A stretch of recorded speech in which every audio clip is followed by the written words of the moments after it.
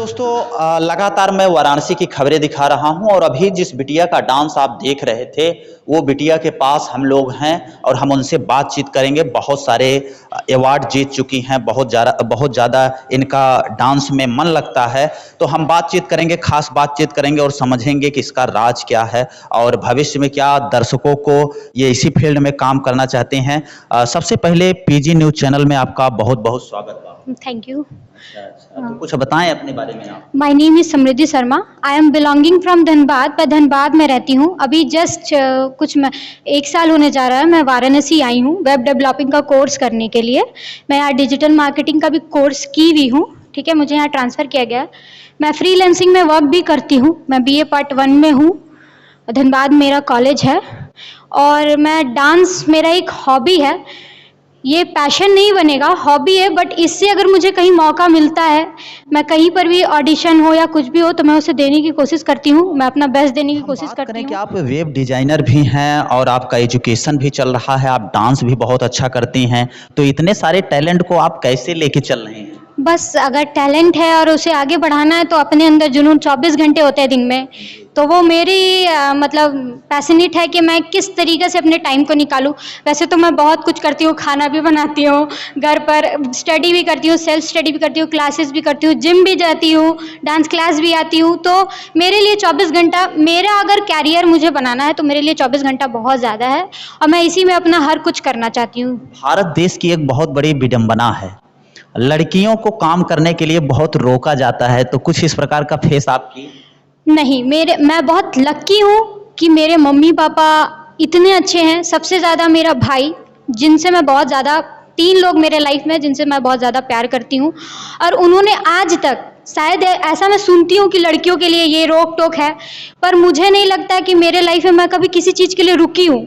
मैं बोलती हूँ कि मुझे ये चीज़ चाहिए तो वो चीज़ मेरे लाइफ में जस्ट सेकंड के बाद ऐसा मेरे पापा मम्मी प्रेजेंट करते हैं। मैं बाहर आज नहीं, आज कई सालों से रह रही हूँ। दिल्ली में 5 ईयर रहा और उसके बाद फिर 2 साल मैंने 11-12 रांची से किया है। आफ्टर डैट मैं यहाँ पे वेब डेवलप।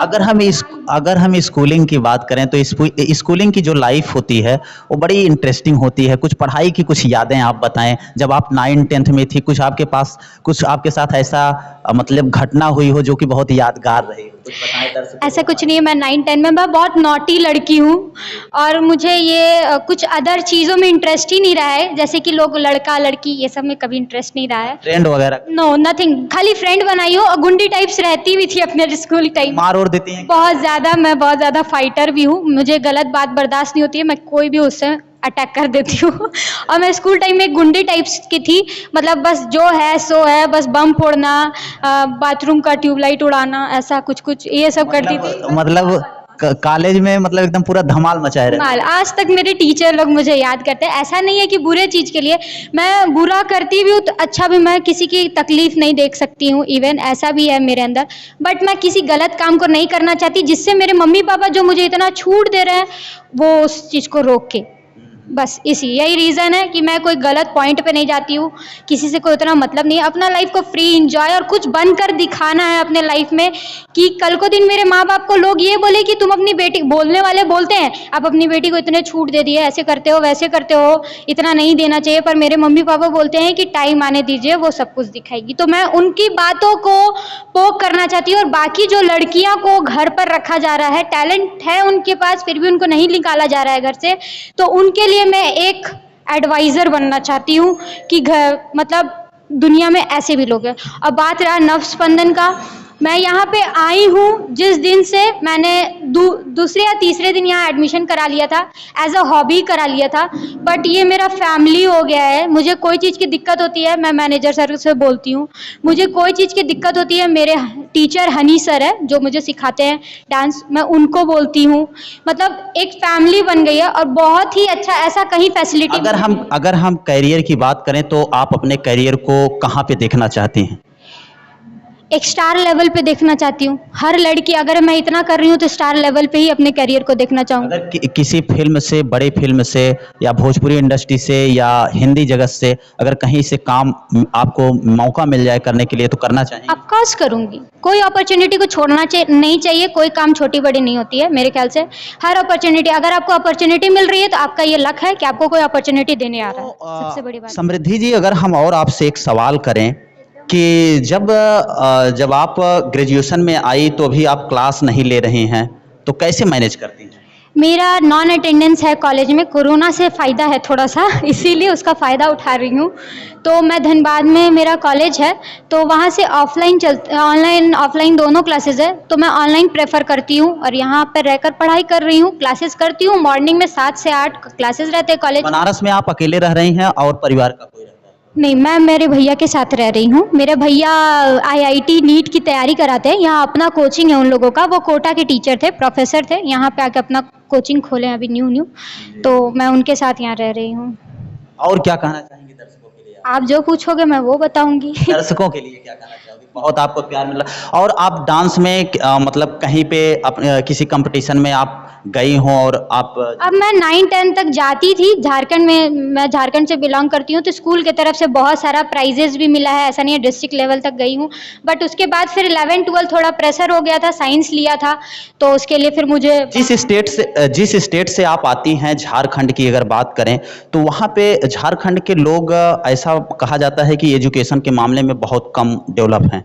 क्या ये सच्चाई है? नहीं, ये चीज़ मैं नहीं मानती। जितना झारखंड, मैं जहाँ पे रह रही हूँ, जो मैं जिस लोकेलिटी में रह रही हूँ, और पहले की बात अब अलग हो गई। अब जो गरीब है ना, वो भी अपने बच्चे को बहुत ज़्यादा पढ़ाने का कोशिश करे। जैसे कि मैं एग्जांपल ही दे रही हूँ, मेरे घर में जो काम वाली आती हैं, वो अपनी बेटी के लिए इतना ज़्यादा, मतलब उनके हस्बैंड नहीं करते हैं, तो वो अपनी बेटी की पढ़ाई के लिए अपने मतलब 4 घंटा आके वेस्ट करती हैं। वो बर्तन मांजती हैं। आपकी जो स्कूलिंग हुई है, जो प्राइमरी स्तर की हम बात करें, तो ये आपकी शिक्षा कहाँ से हुई? ये झारखंड से ही हुई, धनबाद। तो आप प्राइमरी में गई थी या प्राइवेट स्कूल में गई थी? मैं प्राइवेट में गई थी। अच्छा, आप प्राइवेट में हाँ। गई थी, तो प्राइमरी की स्थिति आप नहीं बता? नहीं, पर मैं देखती हूँ, क्योंकि मैं हमेशा एनजीओ वगैरह में, हमारे पापा सेट हैं, तो मैं उनकी भी स्थिति देखती हूँ।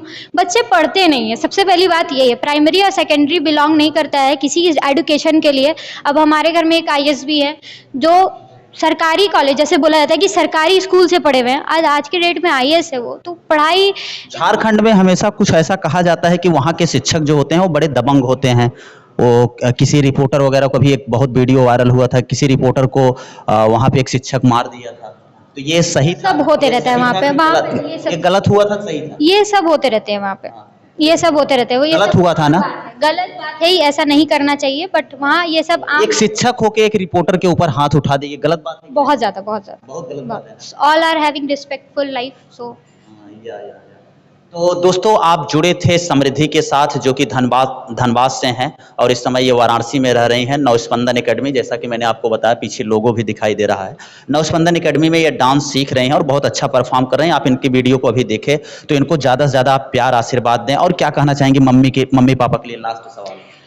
मम्मी पापा के लिए यही कहना चाहूँगी कि मैं बहुत थैंकफुल हूँ कि मुझे ऐसे मम्मी पापा मिले। मैं अगले जन्म या उससे भी आगे जन्म लूँ तो मेरे मम्मी पापा ऐसे, यही मेरे माँ बाप और मेरा भाई यही मिले। मेरी फैमिली बहुत ज़्यादा अच्छी है। जिन बेटियों को कला के क्षेत्र में आने के लिए रोका जाता है, उनके लिए आप क्या कहना चाहेंगे? अगर पेरेंट्स आपका इंटरव्यू देख रहे हैं, कोई माता पिता, गार्जियंस, तो उनको आप कैसे मोटिवेट करोगे कि बेटियों को छोड़ दें काम करने के लिए? ऐसा नहीं है, मैं यही बोलना चाहूँगी हर मम्मी पापा से कि हर बच्चे पे एक अलग टैलेंट होता है, तो उसके टैलेंट को देखा जाए। ज़रूरी नहीं है कि वो पढ़ाई करके ही आगे निकल पाए। ऐसा भी ज़रूरी नहीं है कि उसको स्टडी में ज़्यादा प्रेशर दिया जाए तभी वो कितना भी पढ़ ले, अगर उसका मन नहीं है तो वो उस चीज़ को नहीं कर पाएगा। मेकअप कभी भी मेकअप नहीं कर पाएगा कि हाँ वो चीज़ उसके लिए सही है। अगर उसका डांस है तो शायद वो उसमें अपना कैरियर बना सकता है। तो प्लीज़ किसी के टैलेंट को ना मारे। हर मम्मी पापा से मेरे मम्मी पापा की तरह बने और बेटियों को छूट दे, और बेटियां भी उस छूट का गलत फायदा ना उठाए बस।